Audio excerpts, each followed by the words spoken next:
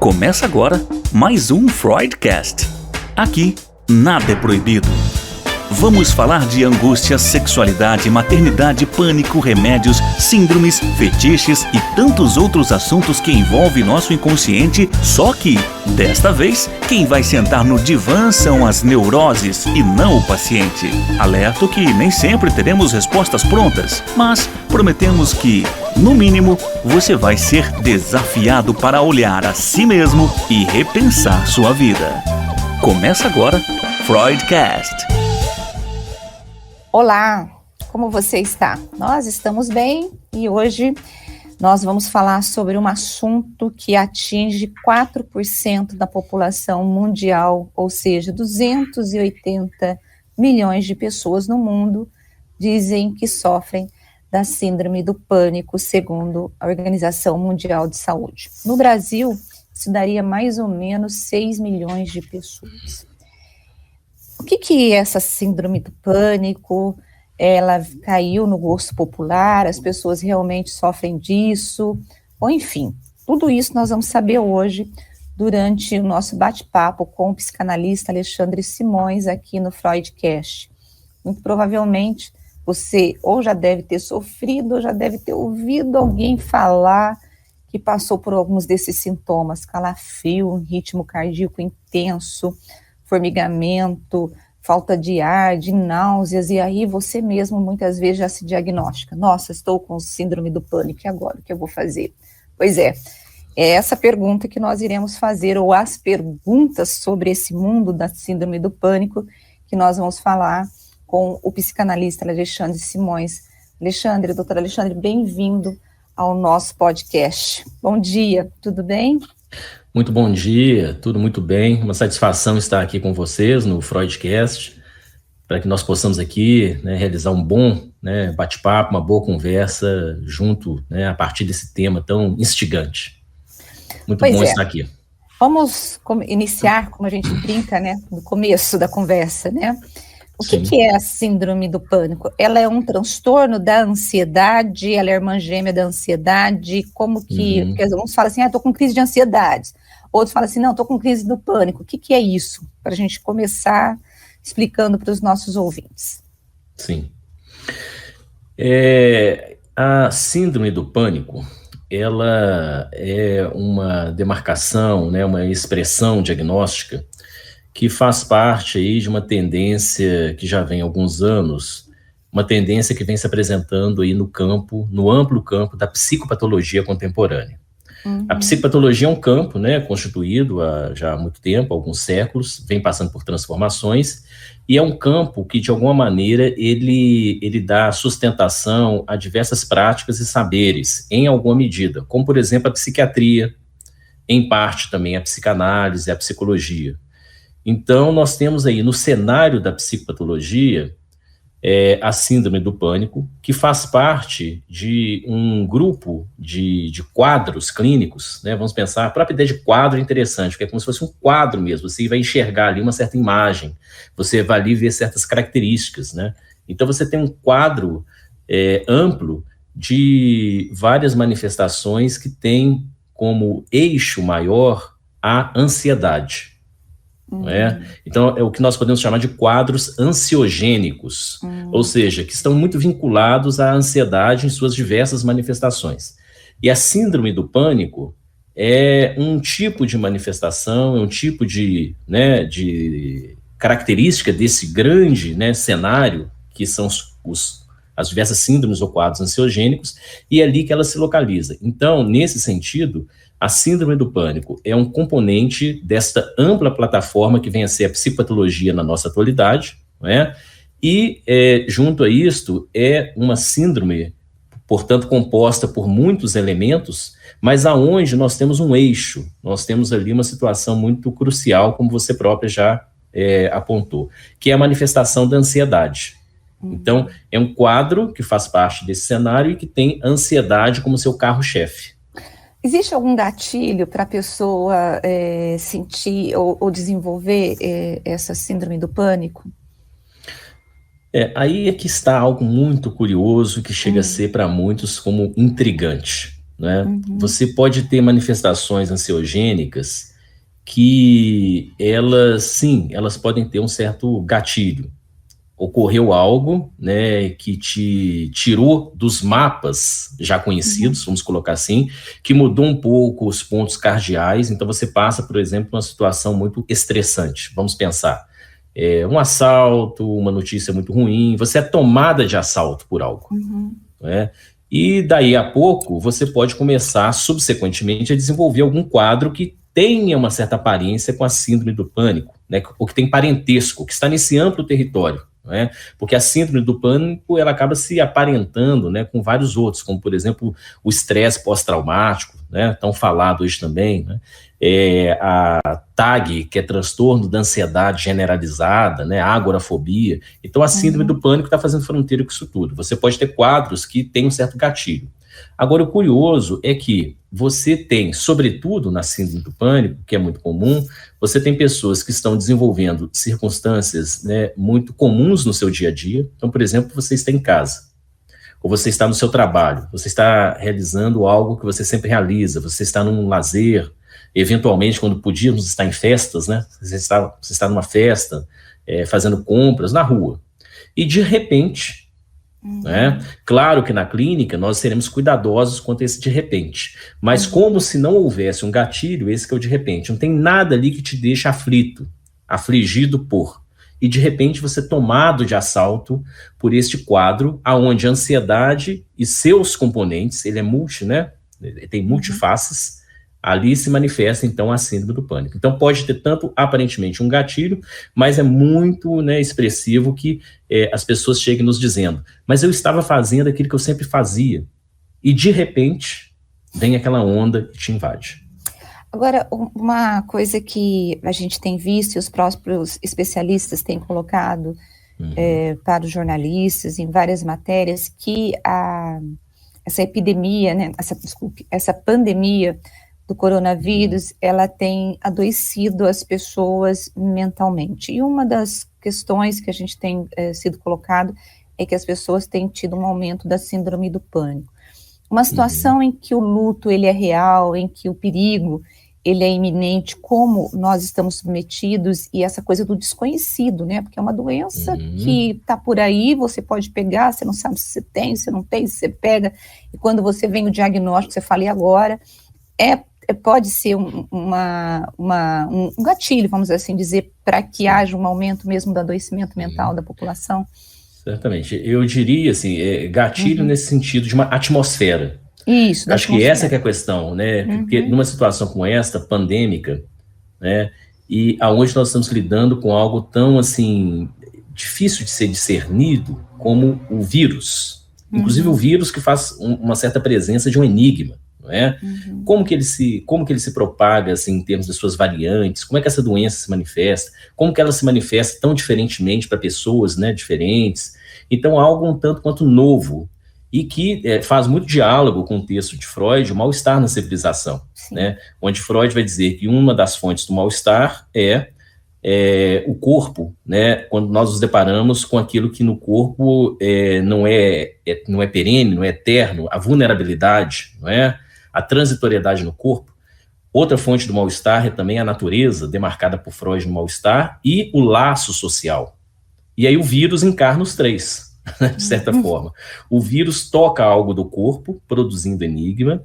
O vírus, sim, toca algo da natureza, das transformações que vêm ocorrendo, né, de um mundo tecnológico como o nosso, né, pós-industrial nesse sentido, e tudo vai se transformando, novas doenças vão se manifestando, ou doenças antigas vão retornando, e que outro é este, que está muito perto de mim, com quem eu posso ou não posso estar, devo ou não devo. Então também traz um certo enigma com relação a quero estar, mas temo estar perto de. O vírus traz isso tudo, por isso que eu estou falando de uma atmosfera, onde nós temos diversos fatores que, sim, tiram debaixo de nossos pés um solo que parecia ser seguro. Nós tínhamos, acho, uma certa ideia de uma certa segurança quanto ao emprego, quanto à economia, né? Ou até a manutenção. Às vezes você está desempregado, continua desempregado. Você está empregado, você acha que você vai continuar. Como se amanhã fosse ser uma continuidade do hoje, né? Quanto à saúde, quanto ao laço. De repente, Em boa medida, claro que isso é muito complexo, não é tudo igual, mas tudo isso tudo isso passa por um grande abalo sísmico, que não acabou. E você citou a questão do luto. Um luto que é o luto por conta de um perigo iminente, que pode chegar perto, e quando ele se dá, imagine aí os velórios que estão passando por uma suspensão dos atos de despedida. Eu tenho pacientes que me falam, a última vez que eu vi meu marido foi no dia tal, ele entrou no hospital e depois eu não mais o vi. Não é? Então toma ali como a cena do último encontro, aquele dia que na entrada do hospital, ele, por exemplo, ele foi e ela ficou. E aí, eventualmente, casos ruins em que a pessoa não mais saiu, né, a não ser falecida, né, morta. Então, pessoas que você não pode despedir. Pessoas que uma das últimas vezes que você viu foi perdendo fôlego por meio de uma tela de um celular, né, numa última ligação. Isso tudo gera, é claro, uma grande desterritorialização. Aí, certamente, né, quadros ansiogênicos, com os componentes que a ansiedade traz, que são, como eu disse, são, né, multifacetados. Você tem aqueles chamados fenômenos corpóreos ou somáticos, que você citou, mais evidentes, né? Taquicardia, sudorese, né? Taquicardia é muito chamado também em alguns lugares do Brasil como batedeira, né? Aí eu sinto aquela batedeira, ou seja, coração saindo, né? Boca fora. Você sente que tem alguma coisa saindo do lugar, não é? E aí vem aquela sensação de vertigem, vem a sudorese, vem a dispneia suspirosa. Você puxa o ar e só na terceira, quarta vez que você sente que o ar entrou, como se não houvesse oxigênio suficiente, né? Uma situação pandêmica, ainda mais com um vírus que produz algo desta ordem, corporalmente falando, além dos sintomas ideativos, sensação de vulnerabilidade, um perigo me ronda, a morte está próxima, você não sabe como, mas está. Toda situação pandêmica, ela potencializa. Então, sim, nós temos uma situação atmosférica que leva a quadros dessa Você sabe que ontem eu fiquei pensando, porque geralmente eu fico pensando na entrevista do dia seguinte, né? E daquilo que eu gostaria de saber e também do que os ouvintes também gostariam de perguntar para o psicanalista. E eu fiquei pensando na nossa vida, por exemplo, a sensação que nós temos é que o mundo está correndo a velocidade muito rápida, mas muito rápida. Nós entramos em junho. Parece que outro dia era Natal, né?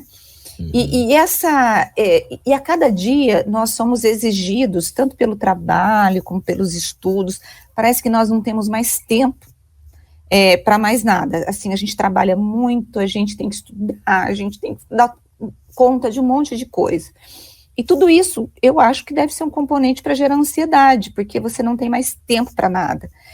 Esse mundo corrido, essas exigências cada dia maiores em relação ao ser humano, e aí eu falo exigência de tudo, de você ser um bom profissional, de ser uma boa esposa, um bom marido, um bom filho. Isso gera uma angústia na gente, e isso pode potencializar essa síndrome? Sim, certamente. Acho que você fala acertadamente, né, de uma constatação que ela é uma constatação assim, muito presente, né? A gente pode ter essa constatação sob diversos ângulos, mas o âmago dela é muito presente. Esse mundo aí meio da instantaneidade, da pressa, né? É um mundo em que você emenda as coisas, emenda o dia de hoje, amanhã, à noite é só um pequeníssimo intervalo para já chegar amanhã. E aí vem essa ciranda, né? Que dá um desespero, você fala, vou dormir, amanhã eu tenho que acordar com um monte de coisa para fazer. E a sensação muito comum de que ao final do dia você deixou de fazer muitas coisas que não couberam, né? Ainda tem isso, né? É tudo emendado, é tudo concatenado e não há fissura, não há fenda no sentido da brecha do respiro, né? Essa autoexigência também que se coloca. Acho que isso é muito interessante. Ou seja, o que em psicanálise a gente trabalha muito essa questão como são os mandamentos, são os imperativos do super-eu. Ou seja, você tem de estar fazendo isso, você tem de estar sempre se superando, você tem que dar conta, você tem que estar em atividade. Então, se você vai para academia, tem que ser muita academia. Se você vai para a pista de corrida, é muita corrida. Se você está no trabalho, é muita performance. Né? É como se você fosse um eterno cobrador de metas de si mesmo. Então isso é interessante. Claro, isso sim pode promover, participar, né? Acho que a gente tem, por isso que eu falei, uma atmosfera, uma plataforma também que são propícias para que você esteja aí tomado por uma ansiedade. Agora você falou algo muito interessante. Você me perguntou até sobre angústia e sobre ansiedade. Aí que tem uma diferenciação, acho que é muito curiosa.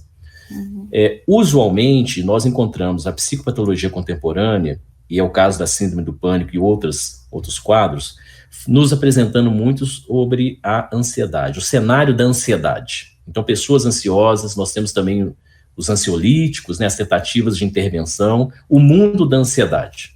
Agora, o que é mais visceral, o que é mais crucial, me parece, e que é de difícil escuta, porque requer uma certa pausa, que o mundo da ansiedade nem sempre nos proporciona. É o quê? Você se deparar com algo de uma outra ordem, que é a angústia.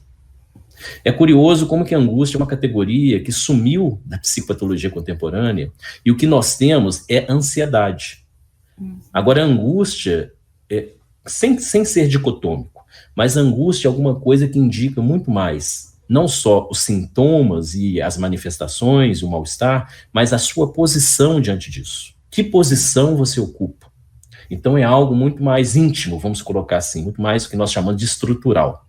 Por exemplo, em psicanálise, eu acho que é fundamental que por mais que nós recebamos pacientes, a gente fala panicados, tomados pelo pânico, tomados pela ansiedade, que por mais que seja importante fazer intervenções no mal-estar, porque há intervenções importantes, senão você não suporta, não é? Como em qualquer quadro, é importante, por exemplo, que você use um antitérmico, para que aquela febre abaixe, você tenha condições de prosseguir e atingir pontos nevrálgicos, né, do quadro que ali se põe. Então é importante que um trabalho que, para além da ansiedade, busque lidar com a questão da angústia, que é a sua posição de sujeito, é algo muito mais sutil. E essa busca para você poder lidar com a angústia, você só vai conseguir lidar com ela dentro de um consultório. É a terapia que é o caminho. Aí que né? está. Porque você não tem... E aí eu vou discutir duas questões com você. Primeiro, eu acho que a gente vai falar um pouco dessa terapia, da necessidade da busca dela, mas imaginando nesse cenário que nós temos hoje, em que você tem aí um aumento da população, eu mesmo abri o programa dizendo que essa nossa conversa, que 4% da população, segundo a OMS, sofre, né, da síndrome do pânico. Nem todo mundo tem condições de pagar uma consulta, ir para fazer uma terapia, e você tem uma rede pública que não oferece esse tipo de tratamento. Na sua opinião, você acha que o Estado precisava olhar para a saúde mental, ampliando esse acesso da população, porque há o tratamento, e o tratamento que passe pela terapia? Fundamental, sim. Nós temos várias iniciativas, depois pode até falar de uma específica, por exemplo, algumas universidades vão tendo iniciativas, vão criando projetos. Hoje nós temos até um projeto que eu participo, um projeto de acolhimento de pessoas, sobretudo afetadas pela pandemia, sob diversos aspectos, onde nós buscamos aí, né, a clínica a partir das virtualidades, graduandos, né, acadêmicos de psicologia coordenados, supervisionados por nós, né, professores da equipe, para tentar dar conta, né, de uma maneira mais capilarizada disso. Como que pessoas, né, nas mais diversas regiões, hoje podem ter acesso para lidar com suas questões. Porque, de fato, você tem, por um lado, você tem certas perspectivas que não estão ao alcance de toda a população, sobretudo por aspectos econômicos, por mais, por exemplo, que nós, psicanalistas, já tenhamos hoje no Brasil uma grande sensibilização para projetos que pensem muito uma clínica que é feita em vários lugares. Acho que isso que é fundamental na psicanálise, não é a clínica só de consultório. Acho que nós, durante muito tempo, caímos nessa equação de que clínica é igual a consultório particular. Clínica é ato clínico, que pode se dar, como também pode não se dar no consultório. Mas o ato clínico é um ato a ser pensado na polis, na cidade. O que a gente chama de clínica peripatética, perípatos, aquilo que anda. Então você tem hoje os consultórios de rua, cuidadosamente, né, espaços de escuta e de acolhimento, as chamadas clínicas sociais, hoje fora do país tem a low cost, né, de baixo custo, valores mais acessíveis, as clínicas feitas, né, atos clínicos feitos em algumas praças do Brasil, que são, né, São Paulo tem praças famosas, e Florianópolis também. Ou seja, hoje nós temos já uma mobilização de vários profissionais, psicanalistas, psicólogos, psiquiatras também, para pensar em isto, em capilaridades. Não só o consultório, que continua existindo e tem sua função importantíssima, mas outros espaços. Por isso que eu estou falando, a clínica que anda, a clínica que é feita em vários lugares, como Freud fazia. Muitas vezes, entre a estação de Viena e o consultório, quantas vezes ele não recebeu pacientes, e ele veio caminhando e passando pelo parque de Viena. Verdade. Então, Freud já andava. O caso Catarina, ele encontra uma jovem nos Alpes, durante suas férias, e ali ele tem uma prática de escuta, não é só consultório. Então, isto é do nosso campo, acho que nós temos que nos apropriar mais. Mas, certamente, do ponto de vista público, das políticas públicas, é fundamental. Nós temos hoje várias cidades do Brasil onde não tem serviços, por exemplo, voltados nem para a infância nem para a adolescência. Os espaços institucionais, por exemplo. Né? Então, você tem, por exemplo, cidades que acolhem, sim, adultos, mas aonde a infância e a adolescência estão ali numa espécie de vácuo. E aí as famílias ficam... Aí você vai vendo o efeito em cascata. Os pais, as famílias, os responsáveis pelas crianças e adolescentes ficam desnorteados também. Então você tem, sim, você tem um mundo, né, de pessoas que precisam de ter mais acesso e políticas públicas das mais diversas ordens e parcerias também inventivas que mereceriam ser mais bem estabelecidas. Sobretudo agora a pandemia está nos mostrando muito essa urgência, né? O senhor acha que ainda existe preconceito em relação à análise ou isso já não existe mais? Porque antigamente eu me lembro que quando você falava que você fazia análise, a pessoa já te olhava, tá louco? Ou então você pedia para ir alguns horários mais à noite, né? Isso. Na penumbra, né? Eu quero o último horário, né? 8h30, 9 horas. Pois é. Isso já se desmistificou ou ainda existe? Sim. Como que se dá eu isso acho aí? Que na escala que antes era posta, por exemplo, eu lembro minha formação, minha chegada inicial na prática clínica se deu ali no início, bem no início dos anos 90, né? Passagem dos 80 para anos 90. De certa forma, ali isso ainda era um tanto quanto evidente. Antes, mais ainda, né? Mas hoje eu acho que um pouco menos também, porque nós temos hoje, olha só, na mídia, na televisão aberta, fechada, hoje nós temos, né, séries, programas de televisão, nós temos diversas abordagens, né, programas, né, de conversa, né? Que temos vários aí semanais, onde essa questão é muito já posta, né? E as pessoas começam a apresentar também suas trajetórias de análise, suas experiências. Hoje é interessante que nós temos muitas pessoas que fizeram trajetórias de análise, por exemplo, também terapia, né? No sentido mais amplo da palavra, psicoterapias, e que vêm de outras áreas que não têm tanta relação com o mundo psi. Por exemplo, pessoas, jornalistas, artistas, né? Donas de casa, pessoas em geral, empresários, pessoas que vêm de áreas aparentemente muito duras, né, exatas, engenharias, né, por exemplo, e que têm trajetórias e que começam a falar dos efeitos interessantes, né, não são efeitos miraculosos, é bom saber disso, são efeitos cuidadosos, finos, interessantes, que geraram em suas vidas.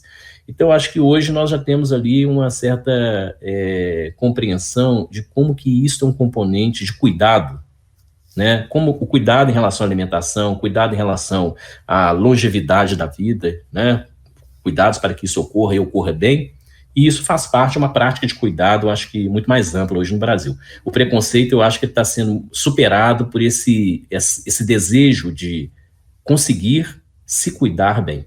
Que bom. Agora, voltando um pouquinho naquele perfil que a gente estava falando sobre, que o senhor falou, não sei se eu chamo você de senhor ou você. Não, por favor, me chame de você ou de Alexandre. Você, né? Tá certo. Você comentou sobre, eu também detesto quando me chamam de senhora, né? Aí você fica, meu Deus, né?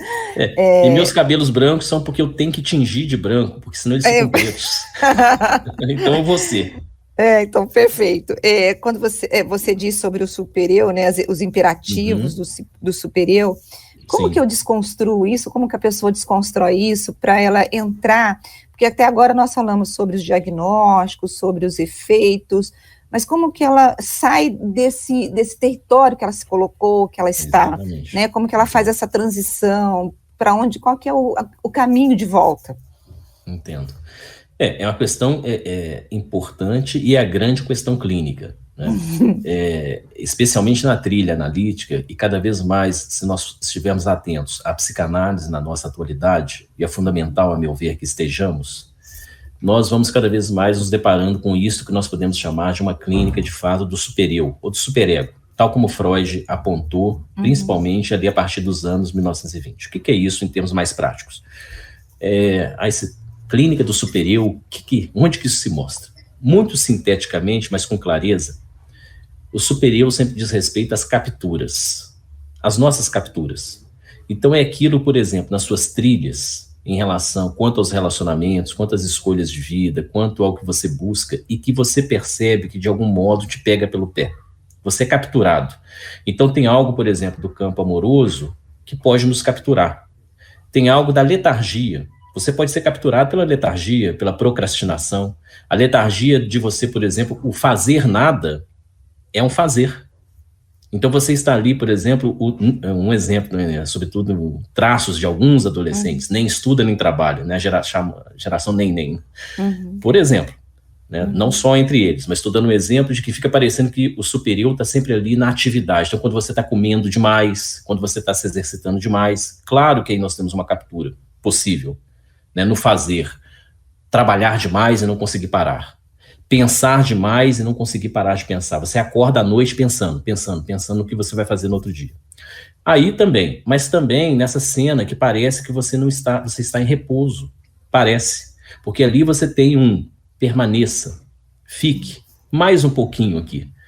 Dorme mais um pouco. Deixa para depois mais um pouco. Então o superior diz respeito a isto. Momentos da nossa vida, circunstâncias que nós estamos capturados. Aí a questão que você propõe, muito importante. E aí? O que fazer? Primeiramente, uma certa demarcação que você pode fazer sobre isso na sua vida pode ser interessante. Não é resolutiva, mas é interessante. Saber um pouco. Você tentar verificar gradativamente, isso não é um achado de uma vez só, isso é um percurso. Então pensemos em percurso. O que é isso que está te pegando pelo pé? Hoje. O que é isso que te pega pelo pé? Não só hoje, ao longo da sua vida. Então, isso que nós podemos chamar de uma certa cartografia das capturas, vamos chamar assim, né? Você demarcar, produzir um pouco de saber, você conseguir ter ali uma demarcação que, ao invés de ser somente um território muito nebuloso, você consiga ter uma certa dissipação da névoa. Não será nada translúcido, mas sim uma dissipação da névoa. Esse é um ponto. E aí a grande questão é a questão da inventividade. Né, a clínica analítica é uma clínica que, em última instância, se nós vamos pensar nela, mas isso pode ser visto como que isso se propaga nos outros saberes, nas outras práticas. É uma clínica em que você vai ter que buscar uma certa invenção, ou seja, achar uma solução, dar um destino a isto que te pega pelo pé em sua vida. Não se trata de uma dissipação total. Vou dar um exemplo. Um dia desse, só para a gente entender uma visada. É isto? Não é isso. Eu estou falando de uma visada, de uma perspectiva.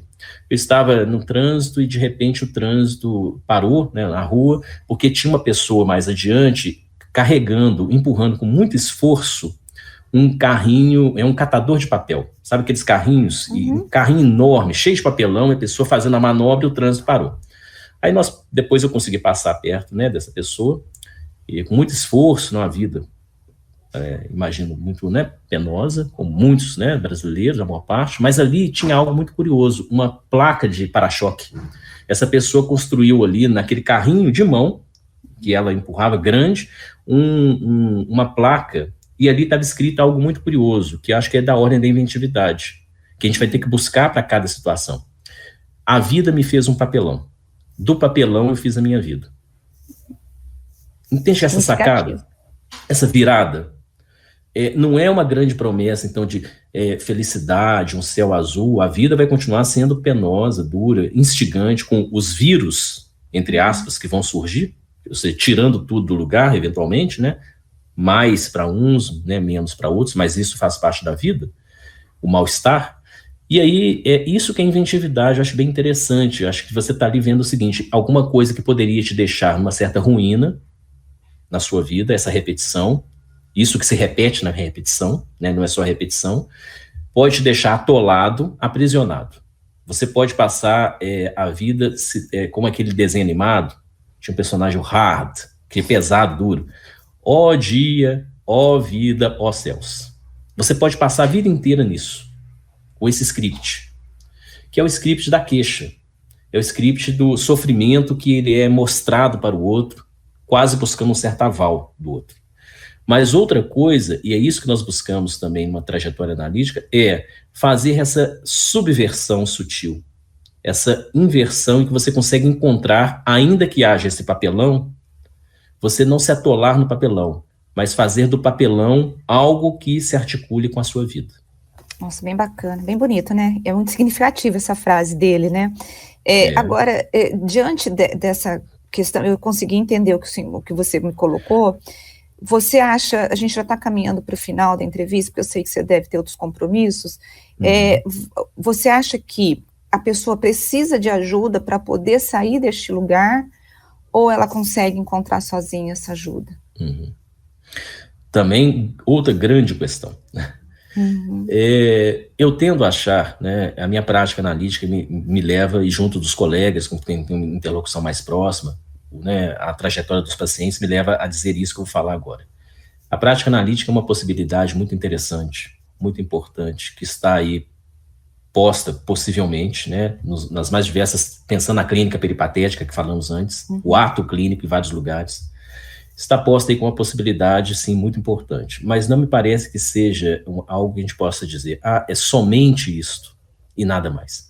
Porque a gente vê soluções, por exemplo, muito interessantes, que a arte oferece a potencialidade de uma solução. Você pode ter arranjos na sua vida em que você está ali, de certa forma, encontrando soluções, né, das mais diversas ordens. A psicanálise é uma possibilidade que também se conjuga. Essas soluções, elas não se excluem, a meu ver, né? Então, você tem pessoas que, por exemplo, com um certo uso do corpo, você está solucionando algo. Qual é a longevidade ou não dessa solução? Até onde essa solução possível te leva? Aí sim você pode pensar numa relação com outras práticas, outras rotas, e também com a rota analítica. Então, me parece que a psicanálise é essa psicanálise que tem um horizonte de uma inventividade, né? A vida me fez um papelão, do papelão fiz minha vida, e esta fórmula para cada caso, para cada trajetória, né? Como que você vai conseguir fazer algo desta ordem com aquilo que te, né, captura em sua vida, com aquilo que te visita como trazendo a marca do mal-estar. Ou seja, que solução você vem conseguir encontrar? A psicanálise oferece, é importantíssima essa solução, e outras práticas também podem oferecer. Tem pessoas que encontram uma certa amarração com coisas muito diferentes da psicanálise. Por exemplo, vai fazer meditação, terapia, atividade física, né? Para algumas pessoas, a religião, às vezes, pode ocupar essa função, num dado momento. Tudo pode ter um aspecto, né, a meu ver, um tanto quanto alienante, mas também um aspecto inventivo. Acho que tem que ver como que cada um conseguiu encontrar a possível solução ou não. Não é? Como, por exemplo, você também tem que tomar cuidado com relação à psicanálise, especialmente, dependendo do uso que você faça, vai acabar fazendo um uso alienante dela. Né? A grande causa, vira uma bandeira que tem que tomar um certo cuidado também. Então, é o que Freud também propôs. A psicanálise oferece uma visão de mundo totalitária, que dá conta de tudo e que pode te explicar, te fazer enxergar tudo somente a partir dela. Ele vai dizer que não. Eu acho que ele é muito cuidadoso e condizente com o que ele produziu. Não é? Então, nós temos que ir de maneira parcelar, cuidadosa, entendendo que estamos lidando com um mundo muito complexo, em que qualquer saber ou prática que se arvore de ser a grande solução, entendo que isso é perigoso. Né? Não é só ilusório, isso é perigoso. Tá certo. É interessante estarmos juntos. Perfeito. Diante assim, de tudo que nós conversamos até agora e da tua prática clínica, e para quem está nos ouvindo e diz assim, puxa vida, eu estou nesse momento da minha vida, eu estou passando por isso, né? Qual que é a palavra que você tem para essa pessoa, assim, para que haja esperança? Eu sei que a angústia é importante, né? Mas é através da angústia que eu vou encontrar ali um caminho de saída, né? Sim. Qual que é a palavra que você tem para essa pessoa? Qual que é o incentivo? O que você orientaria ela a fazer? Porque, como você bem ressalta, a angústia, ela tanto pode ser também mais uma paralisação, mais uma captura, mas a angústia também é aquilo que pode, dependendo de como ela se manifesta, ela pode ser exatamente o cutucão que faltava para que você saísse do lugar. Então, eu penso que é importante a gente verificar, que a gente percebe na experiência clínica. Às vezes, situações que aparentemente não tem nenhuma saída, são muito, né, capturantes, onde o sintoma está muito, né, alastrado, o oxigênio, em vários sentidos, o oxigênio falta. Mas ainda assim, interessante como que a gente consegue, com cuidado, achar perfurações, abrir essa situação que às vezes ela é muito granítica, muito dura, abrir caminhos, abrir poros, para que uma certa oxigenação de vida entre. Então é possível, né? E o que eu poderia dizer é no sentido específico e também amplo, figurativo, diante da ansiedade. O fundamental, que eu sempre falo com os meus pacientes, inicialmente, além do percurso, a situação urgente, tente tirar do seu corpo do lugar em que ele está. É como se o corpo estivesse ali muito no alvo, e ali ele é sempre confrontado, ele é sempre abatido pela sintomatologia. Ele está ali a serviço do sintoma, de maneira muito, muito esperado. Então ele está ali sendo capturado, porque ele está numa espécie de alvo, capturado pela falta de oxigênio, capturado pela vulnerabilidade, pela taquicardia, por todas as manifestações que compõem a ansiedade. Tirar o corpo do lugar é interessante. Às vezes, saia um pouco de onde você está. Inicie uma atividade física, caso você não tenha, dentro do que é possível. Se você faz demais, faça um pouco menos. Se você não faz nada, comece a fazer. Circule por um trajeto que você normalmente não faz. Essa questão que pode parecer, não, mas isso é muito material, isso dá certo. Isso é uma primeira, entende que é para abrir uma fresta. Uhum. Abrir uma fresta ali onde, do contrário, você não tem saída. Então, uma certa lateralidade, o que eu costumo dizer, é como se fosse, para alguns pacientes, é como se você estivesse na ansiedade, na posição de um toureiro, e vem diante de você o touro. Está vindo o touro. Se você se desloca, às vezes, 1 centímetro, você vai sentir ele raspando, mas você não vai ser o alvo. Atingido frontalmente. Então, mexer um pouco, tomar uma pequena iniciativa, mesmo que seja muito difícil, eu sei que é difícil, mas um alongamento psíquico, sair um pouco da posição muito certeira. Ou seja, você buscar uma certa separação, isso é fundamental na clínica, gradativo a ser feito. Busque se separar de você um pouco. Tá certo, olha, eu quero agradecer esse bate-papo, foi ótimo, e uma coisa que me chama a atenção são as tuas palavras, são poéticas, essa coisa do granito, achar uma festa no granito, eu amei. Muito obrigada. Se alguém quiser conversar contigo, buscar alguma coisa, onde que a pessoa te encontra? Uhum. Você tem um Instagram, você tem alguma coisa assim? Sim, eu tenho um canal do YouTube, que é o canal no YouTube, Alexandre Simões, psicanalista, sempre tem conteúdo novo, aí tem aquela história que eu aprendi. Aparece lá, dá um like, se inscreva, e tem o perfil no Instagram, que é o @Alexandre Simões, psicanalista. Inclusive, esse projeto que eu mencionei é um projeto da Universidade do Estado de Minas Gerais, se me permite, que é público, né? Sim. É um projeto de atendimento, plantão e acolhimento psicológico online. Eu posso depois passar o link, porque as pessoas preenchem um link muito simples para que Você tem o endereço aí? Porque aí o Gil já coloca. O endereço é muito grande, porque é um link daquele Google Forms. Então, né? Faz o seguinte, quando eu for subir o nosso bate-papo, você me manda pelo WhatsApp, eu já coloco na matéria, que eu tenho que escrever um texto, né, para apresentar, e aí eu já boto lá o endereço. Ele se chama POLAP, que é Plantão e Acolhimento Psicológico. Então, eu e a professora, que também coordena, a professora Gisiane Gonçalves, também psicanalista, nós coordenamos um grande grupo de graduandos acadêmicos e também profissionais, né, egressos, para que essas pessoas estejam recebendo as demandas da população, que sobretudo que não tem acesso a outros serviços, para que essas demandas, sobretudo do mundo pandêmico, possam ser escutadas, acolhidas e possamos abrir vias possíveis, tentando buscar, em alguma medida, né, isto. A vida me fez um papelão, do papelão eu faço a minha vida, né? Então é um projeto aberto, amplo, cuidadoso e público, o que é importante. Muito obrigada. Deixarei aí a referência para ele e vou pôr no meu Instagram também o post dele, de tal maneira que as pessoas podem acessar. Legal, legal. Olha, muito obrigada. Eu imagino que quem está nos ouvindo, quando está terminando, assim, quando chega no final da conversa, fala, mas não vai ter mais conversa. Não vai ter. Mas eu espero que a gente marque uma outra vez para você Será um voltar prazer. aqui com outro assunto, mas foi ótimo, e eu acredito que muita gente se encontrou nesse nosso bate-papo. Muito obrigada, viu? Agradeço a você pela oportunidade. Estamos aqui, né? Vejo aí o Freudcast, uma iniciativa muito importante para, de fato, levar temas pertinentes, né, a todas as pessoas interessadas, e isso sim é pensar em uma transmissão importante, né, da clínica como um todo, porque traz, né, possibilidades de cada um se cuidar de um outro modo, quanto às capturas. Vamos Muito adiante. obrigada. Muito obrigada. Ótimo Tchau. dia. Pessoal, Tchau. eu tenho certeza que você falou, Rose, vai acabar esse bate-papo? Pois é, não tem jeito, porque o relógio, ele tem horário e a gente tem agenda, mas eu acredito que você foi contemplado com as suas dúvidas, você deve ter se encontrado, e eu acho que o nosso objetivo principal aqui é sempre dar, não respostas, mas pelo menos fazer você pensar em que lugar que você está e aquilo que você precisa e como encontrar esse caminho, né?